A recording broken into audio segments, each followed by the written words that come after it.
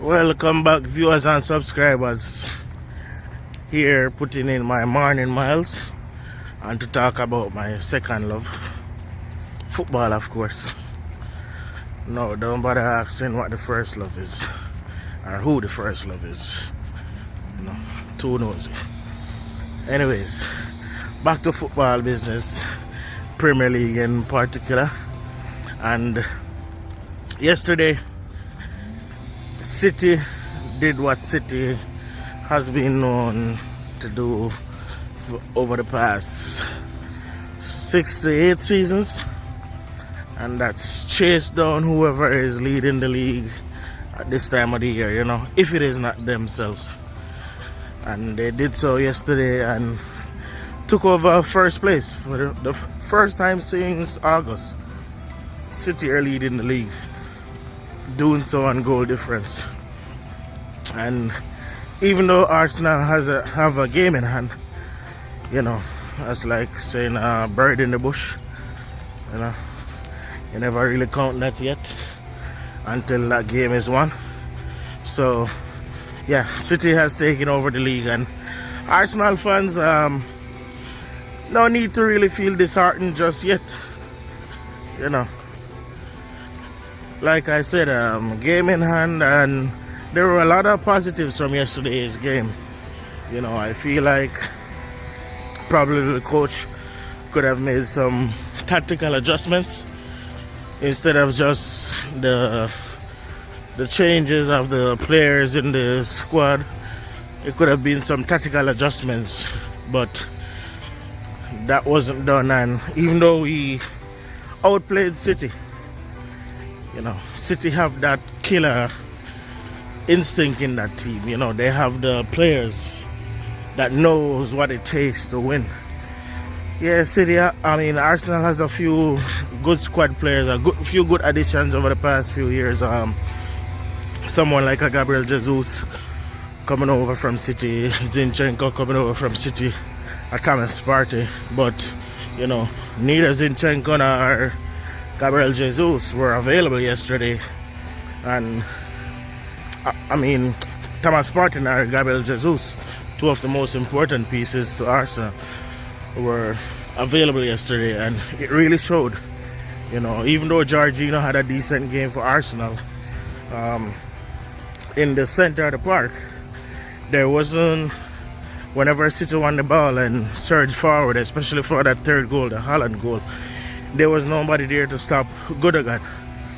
You know, so yeah, Arsenal had about 64% ball possession, but that alone doesn't help when you don't have that killer forward or that killer midfielder. You know, I don't. You guys recall Liverpool with Salah and Mane, players like those that drive fear in the hearts of defenders. Like for 98 minutes of the game, you have to be on point. You know, you can't let your guard down. You can't feel comfortable, not because you're dominating the game. You just know that Salah and Mane are out there, and anything can happen at any time. Or Aguero at City, or Drogba at Chelsea. You know, Rooney, Van Persie, players like those. Arsenal doesn't have a player with that kind of killer instinct.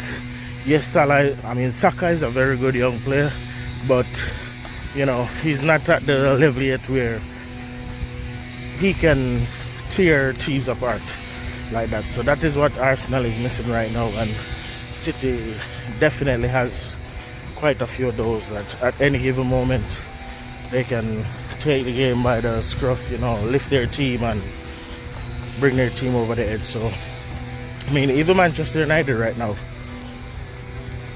you have to give it to them.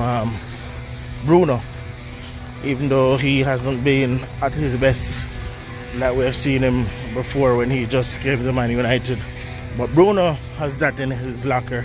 You know, someone like a Rashford. I say that Saka is probably better than Rashford right now, but Rashford still, I think, can still instill more fear in the heart of defenders than Saka will, because of the different positions he can play in the field, or, you know, that eye for goal that he has. You know, so even them has that killer player right now. Harry Kane or Heung-min Son at Tottenham.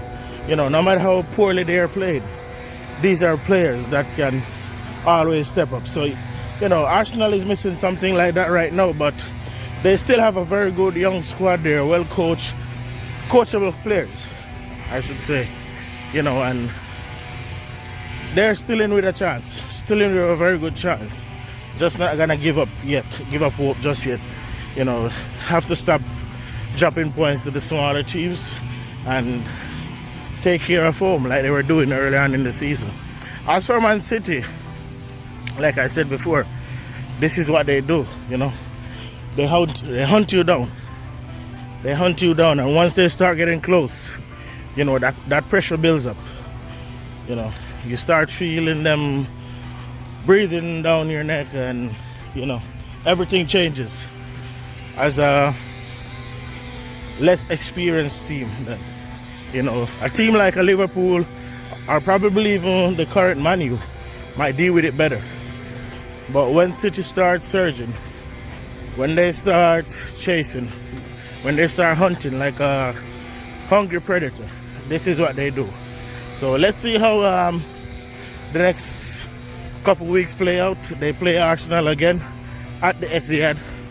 You know, that could be a title deciding game. Who knows what will happen there. Also, Man U is in the race as well.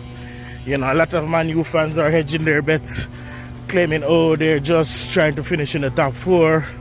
We know deep down that that's not what you're saying. Or when you gather in your groups, that's not what you're saying, Manchester United fans. You know, you're saying that you're challenging for the league, which you should do. You know, you have a squad, a good one. The coach is doing a very good job. I have to give Ten Hag credit. You know, a lot of Man U supporters don't like some of the things that he has done over the past year and that he continues to do, but he's getting the job done. So, credit to him for that.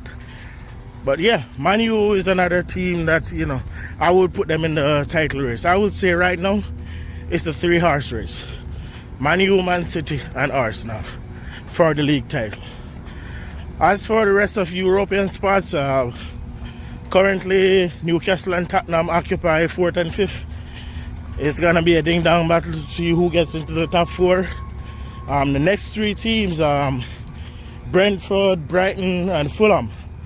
Let's see if they can hold on to those spots that they're currently in, or even make a more upward surge in the table, because Liverpool seems to have gotten it together and they're making a push, you know. And Chelsea, even though they haven't gotten the results yet, or started getting the results yet, their team is playing much better right now. And with the inclusion of the new signings in their team, you know, they're doing quite better. So let's see how that push goes for them as well. As for the lower half of the table, that is playing out real interestingly. You know, the picks that were made at the beginning of the season for relegation candidates, that's not going according to how we anticipated right now. You know, and kudos to Leicester as well. The last couple of games, they have really made vast improvement. I think they have scored 8 goals in their last 2 games, when early in the season it seemed like they could barely score 1 goal a game. So, you know, good surge going on by Leicester here as well. Let's see if they make the top half. But that's it for now. Gotta get in these miles and get to work. Until next time, continue to stay safe. Continue to like, subscribe, and share. And leave your comments. I wanna know like, who do you see in this title race right now? Which teams do you see in this title race right now? You know, is it just Arsenal City? Or do you think Arsenal is out of it right now? Would you say it's a Man U City? Or do you think City is gone with it now since they have taken the lead? Leave your comments and let me know. Continue to like, subscribe, and share. Until next time, stay blessed. Peace.